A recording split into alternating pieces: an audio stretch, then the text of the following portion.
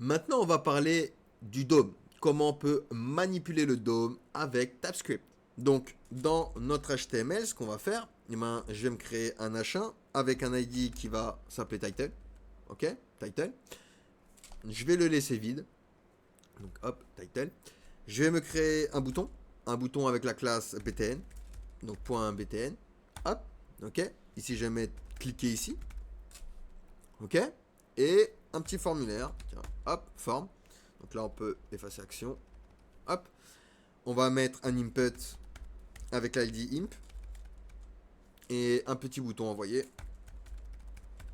Donc vu qu'on est entre des balises forme, il n'a pas besoin de mettre de type submit.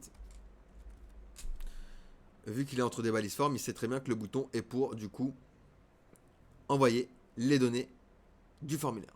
Donc ici, on va se faire un clic droit Open with Live Server. Ok, nickel, on a nos éléments ici. Ok. Donc ça, hop, on va se le réduire un petit peu. On va se mettre ça comme ça. On va réouvrir la console. Voilà, parfait. Nickel. Ok, donc un H1, un bouton, un petit formulaire.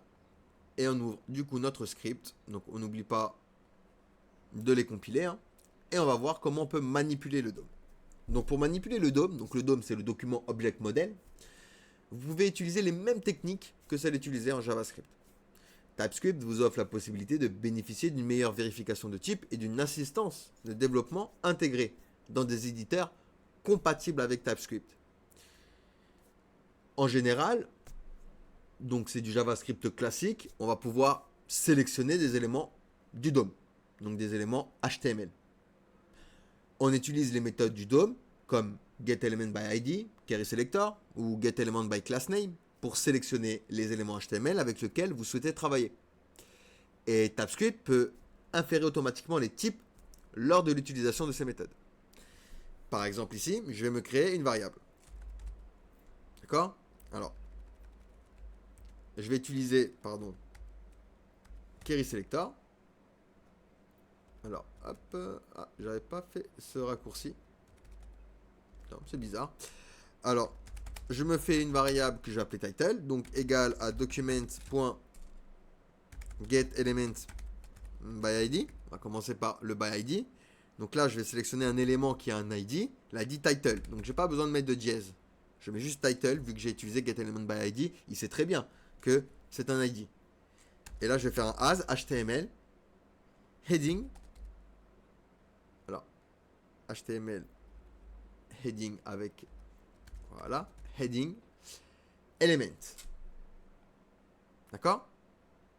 Donc maintenant, si je viens loguer title, je vais avoir mon H1, ma balise H1. Ici, vous voyez? Je l'ai bien ici. Donc nickel. Je peux sélectionner de la même manière des classes. Donc égal document. Et cette fois-ci, je peux faire .querySelector ou getElementByClassName.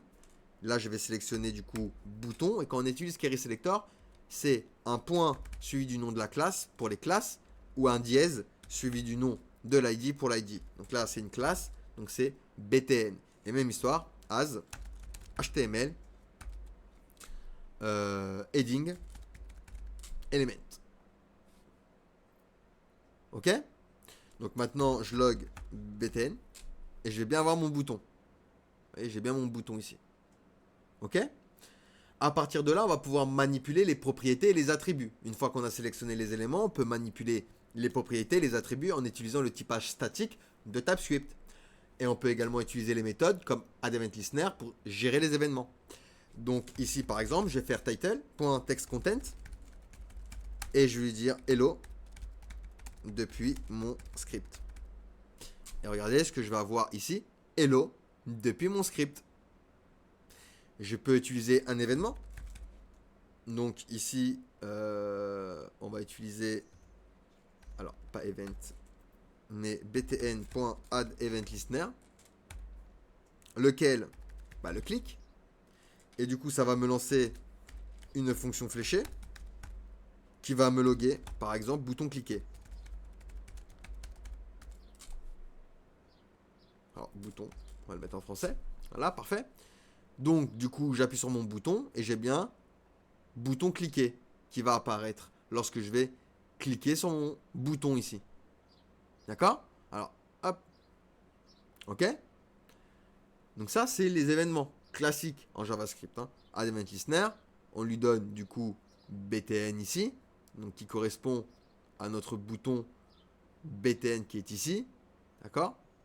Et lorsqu'on va cliquer sur notre bouton, je vais avoir bouton cliquer. Vous voyez? Hop. Vous voyez? Donc, à partir de là, on va pouvoir également travailler avec des formulaires. On va pouvoir accéder aux éléments du formulaire et leurs valeurs à l'aide des propriétés appropriées, comme les value pour les champs de saisie de texte. Donc ici, par exemple, je vais me créer une variable imp égale documents.getElementById. On va récupérer du coup imp. On va lui dire as HTML heading element. Et par exemple, je vais loguer ici. Je vais pouvoir loguer la valeur. Par exemple, la valeur de l'impet. Donc $accolade imp.value. D'accord? Et de cette manière, on va pouvoir faire référence du coup à la valeur que va entrer l'utilisateur. D'accord? Par exemple. Ok? Alors, il y a une petite erreur parce qu'ici j'ai mis imp avec un T. Ok? De la même manière, on va pouvoir créer des éléments. Donc ça, je me le mets en commentaire. On va pouvoir créer des éléments HTML. Donc par exemple, je vais ici créer un nouveau élément HTML en utilisant la méthode createElement, puis l'ajouter au DOM avec les méthodes appendChild ou insertBefore. Donc const new element égale document.createElement et je vais créer un P. Ok? Je vais lui dire maintenant new element point text content est égal à new element. On lui donne la chaîne de caractères new element. Et du coup maintenant je fais un document.body .appendChild, ajoute-lui new element. Hop. Et ici regardez, j'ai bien new element qui est apparu ici. Il faut savoir également que il y a les assertions de type qui comptent avec TypeScript. Donc les assertions de type sont également connues sous le nom de casting de type. Ils nous permettent de spécifier explicitement le type d'une valeur dans TypeScript. Cela permet de contourner la vérification de type du compilateur lorsque vous avez une certitude que le type d'une valeur est plus précise que celui déduit par le système de type. Les insertions de type peuvent être réalisées de deux manières. Donc, les insertions de type angle bracket, d'accord? Donc, utilisez la syntaxe suivante. Donc ça, on va se le mettre en commentaire. Je vais aller ici en bas. Voilà. Donc ici, je vais créer une variable que je vais appeler ma variable. Je vais lui dire qu'il va prendre tout type de valeur et je lui assigne hello. TypeScript. Ok? Alors, j'ai mis ça en majuscule. On va juste mettre hello TypeScript. Voilà, nickel. Donc là, je me crée une variable. Je vais l'appeler string length. Ça va prendre un number et je vais lui dire que c'est égal à string. Donc vous voyez, entre accolades, string, ma variable, point length. D'accord? Et du coup, je log. Je log string length. D'accord? Et je vais avoir la longueur de ma chaîne de caractères qui va s'afficher sur ma console. Car dans cet exemple, on a plutôt initialisé ma variable avec une valeur de type any, qui est un type dynamique, qui ne fait pas l'objet de vérification de type. Donc nous effectuons ensuite une insertion de type pour indiquer au compilateur que nous savons que myVariable est en réalité une chaîne de caractères, et ainsi on va pouvoir accéder à la propriété length d'une chaîne de caractères sans erreur de compilation. Il y a également l'assertion de type as. D'accord? L'utilisation de cette insertion avec la syntaxe as, donc pour effectuer une insertion de ce type. Il est recommandé, il est même préféré de l'utiliser dans certains cas. Pour ce faire, on va créer une autre variable. Ma variable 2. 2.ni égale, on va mettre ici juste hello. D'accord? Et même histoire qu'en haut, on va faire const length 2.number. Donc on accepte un nombre. My variable 2. Et là, je fais as string. .length. Et ça me fait exactement la même chose. Alors hop. Hop. Ça me fait exactement la même chose. Si je log length 2, regardez, j'ai 5. Ça me fait exactement la même chose qu'en haut. D'accord? Sauf que là, j'ai une insertion de type as.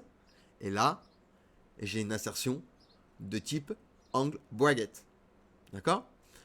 Il est important quand même de noter que les insertions de type ne modifient pas réellement le type de valeur. Elle indique simplement au compilateur que vous avez une meilleure connaissance de type de la valeur et que le système de type lui-même n'a pas connaissance de cette valeur. Ou plutôt que vous avez une connaissance de type de la valeur qui est meilleure que celle du système. Par conséquent, si une insertion de type est incorrecte, vous risquez d'avoir une erreur d'exécution. Lorsque vous utilisez des insertions de type, vous devez être sûr que l'assertion est correcte, car TypeScript n'effectuera pas de vérification de type lors de l'assertion. Il est préférable de laisser le système de type inférer automatiquement les types autant que possible, car cela offre une meilleure sécurité de type. Les insertions de type sont utiles dans le cas où vous avez une connaissance plus précise du type d'une valeur que le système de type ne peut déduire. Et cela peut se produire lors de l'interaction avec des bibliothèques tierces, la manipulation du DOM ou d'autres situations où les informations de type ne sont pas disponibles de manière statique. Cependant, il est recommandé d'utiliser les assertions de type avec parcimonie et d'être attentif à la vérification de type statique offerte par TypeScript. Allez, on passe du coup à la suite.